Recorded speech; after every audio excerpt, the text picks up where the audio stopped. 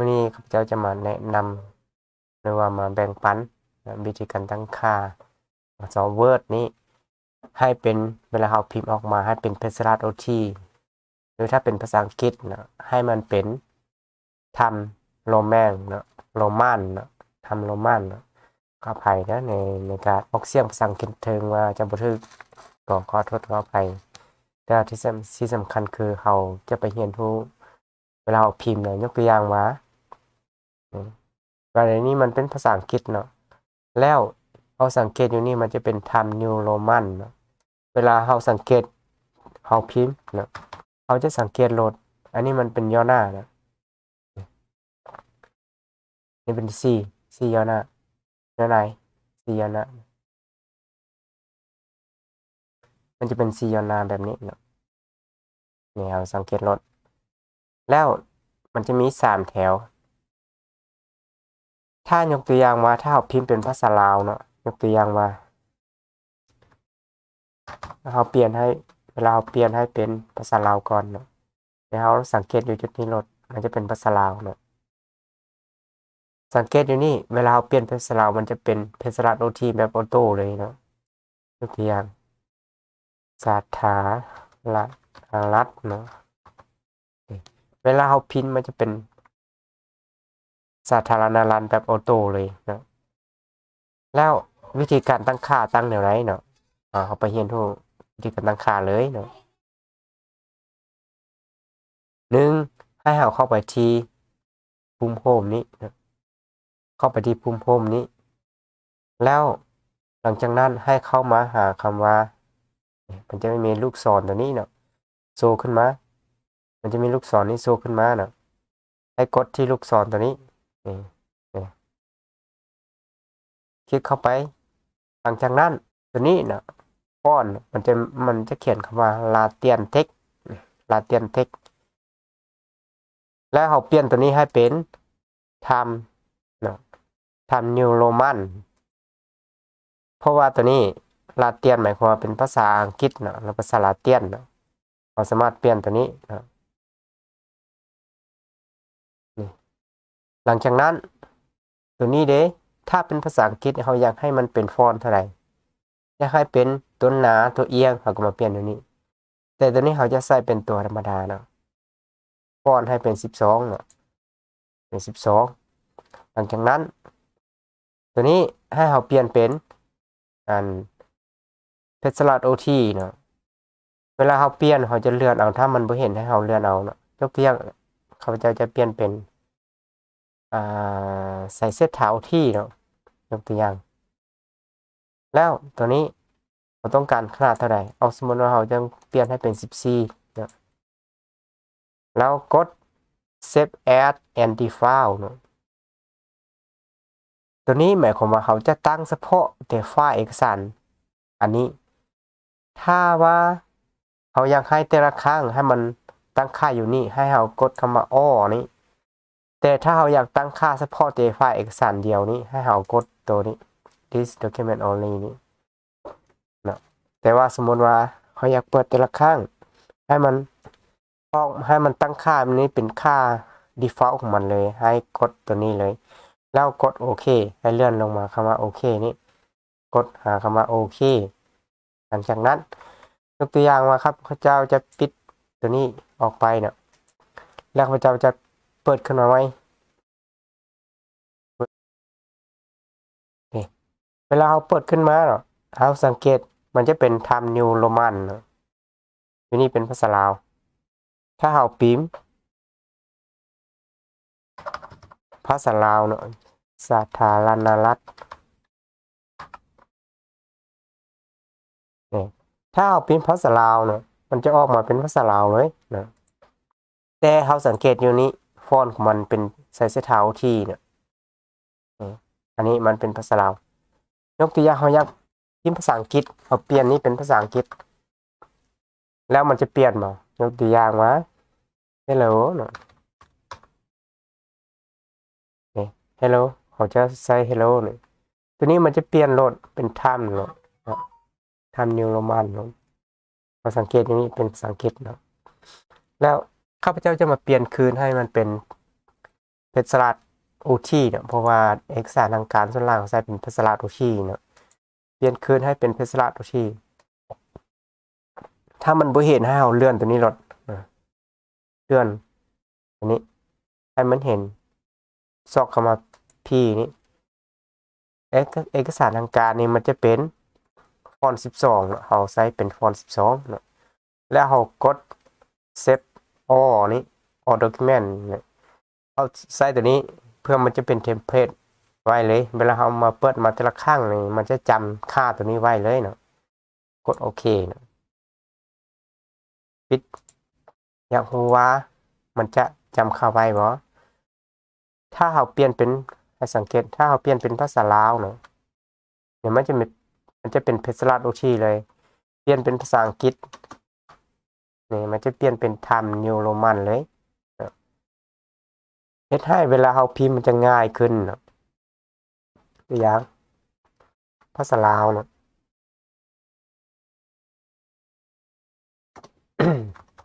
นี่สาธารณรัฐ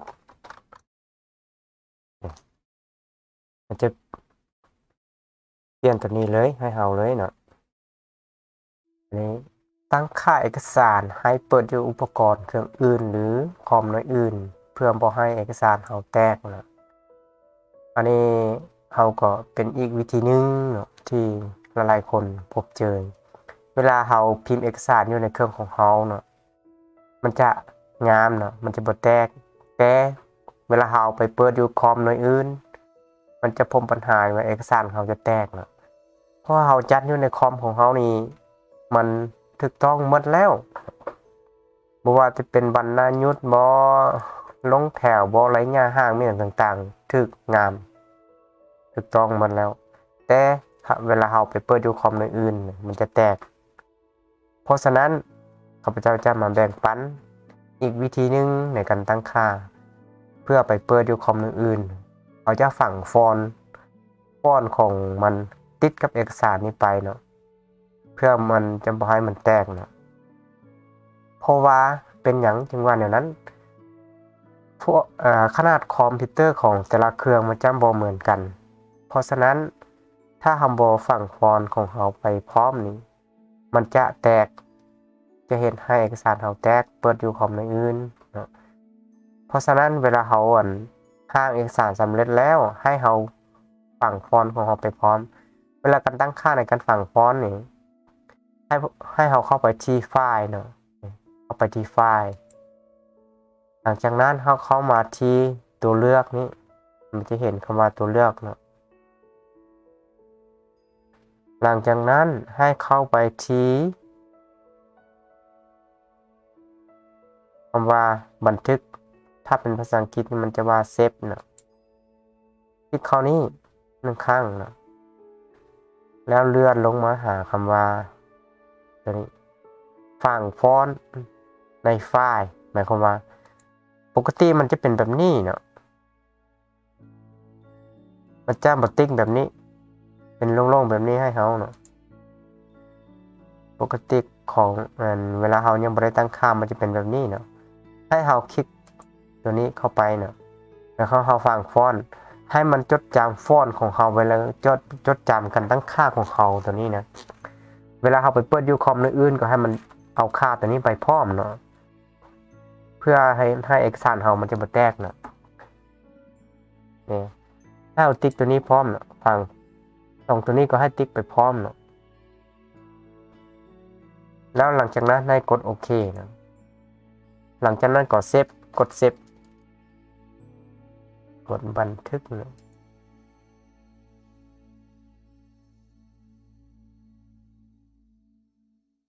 เดสก์ท็อป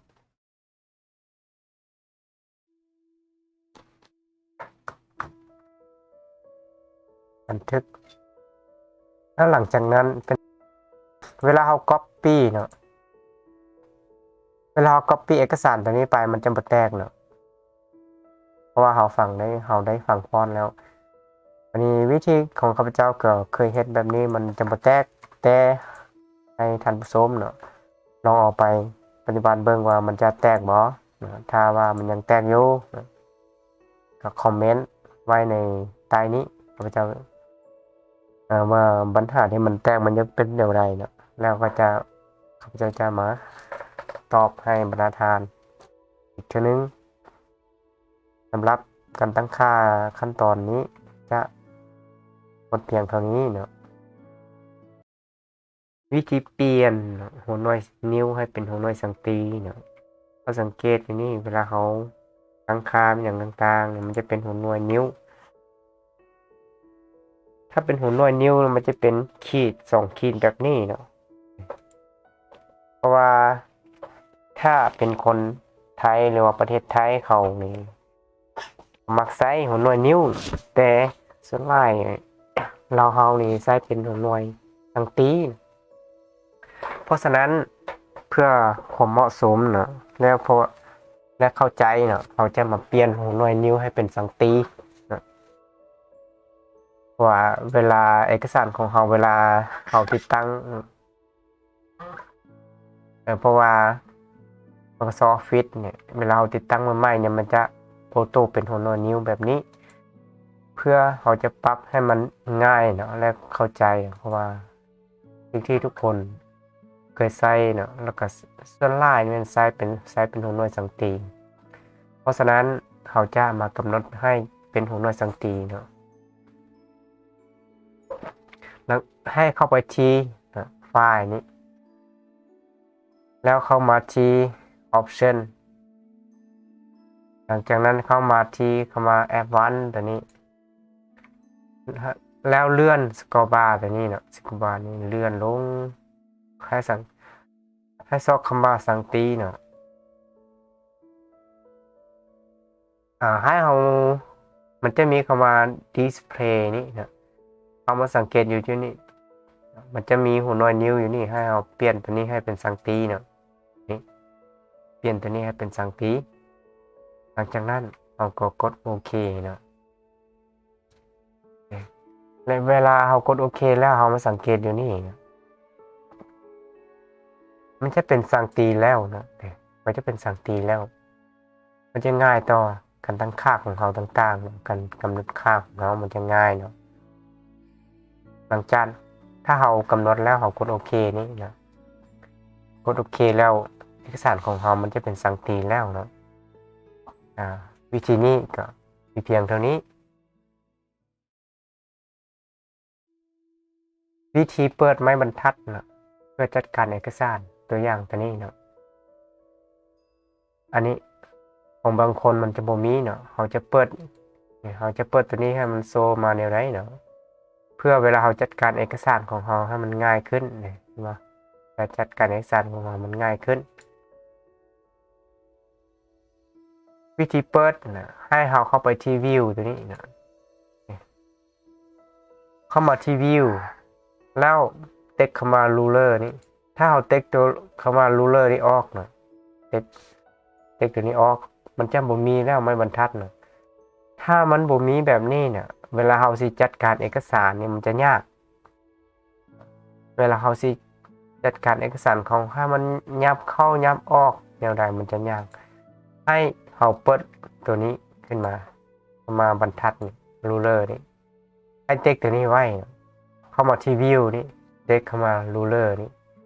หรือว่าถ้าว่าผู้ใดมักเกี่ยวกับให้เป็นตารางแบบนี้นะเอาสามารถเปิดตัวนี้ไว้ก็ได้คือกัน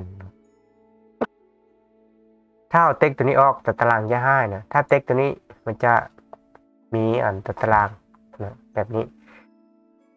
ตัวนี้ใช้ในกรณีใดในเวลาที่เราอยากแต้มเนาะเอาแต้มรูปภาพแต้มออกแบบอย่างต่างๆเราต้องเปิดตัวนี้ไว้เพื่อว่าเขาจะกำหนดจุดได้ง่ายถ้าว่าเราบ่เปิดตัวนี้นะเวลาเรากำหนดจุดมันจะยากในอยนึงเนาะดังนั้นเวลาเราสิใช้ก็ใช้ให้มันเหมาะสมกับความต้องการของเราเนาะวิธีการเปิดไม้บรรทัดก็มีเพียงเท่านี้นะ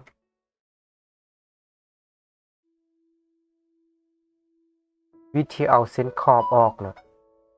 เพราะว่าเอาตัวอย่างตัวนี้นะบางคนจะบ่มักเส้นการตรงการ อีกอันหนึ่งถ้าว่าเห็นว่าคลิปนี้มีประโยชน์ช่วยแชร์นะให้บรรดาหมู่เพื่อนที่กำลังแสวงหาเงินกับเฮานี้นะช่วยแชร์กดไลค์กดแชร์กดติดตามนะหรือว่ากดแจ้งเตือนนะเพราะว่าเมื่อข้าพเจ้าได้เพื่อเป็นกำลังใจให้แก่ข้าพเจ้าในการเฮ็ดคลิปต่อๆไปและอีกอันหนึงก็เพื่อเวลาข้าพเจ้ามีคลิปใหม่ๆขึ้นมาก็จะได้รับรู้